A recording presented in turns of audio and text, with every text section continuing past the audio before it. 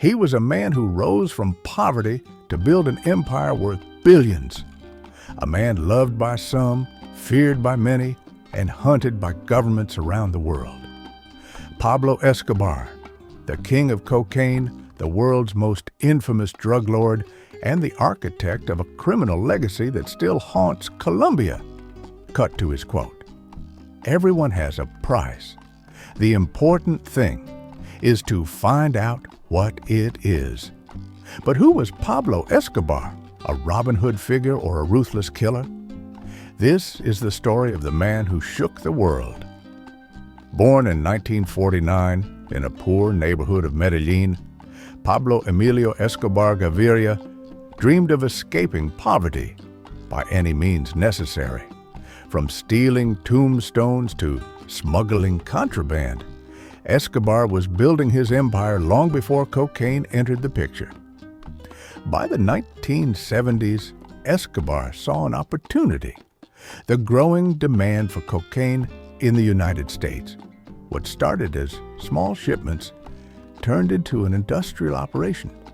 By the early 1980s, Escobar's Medellín Cartel was shipping 15 tons of cocaine into the U.S. every day, earning an estimated $70 million daily. His cartel controlled 80% of the global cocaine trade, plata o plomo, silver or lead. With these words, Escobar gave people a choice: take his bribe or face his bullet. It was a formula that kept his enemies at bay and his empire growing. To the poor of Medellín, Pablo Escobar was more than a drug lord. He was a hero. He built homes, schools, and soccer fields for those in need. People called him El Patron. He even paid for weddings and funerals, earning the loyalty of entire communities. But while Escobar built homes, he also built chaos. For every house he built, dozens of lives were destroyed by the violence, addiction, and corruption his empire fueled. The streets of Medellín became a battleground. By the late 1980s, Escobar's ambition turned Colombia into a war zone. When the government tried to extradite him to the U.S., Escobar responded with a campaign of terror. In 1989, he ordered the bombing of Avianca Flight 203, killing 110 innocent people. And in 1985, his associates were linked to the storming of Colombia's Palace of Justice, which left over 100 dead. Escobar put a bounty on police officers' heads and bribed politicians with millions. He even offered to pay off Colombia's national debt in exchange for immunity.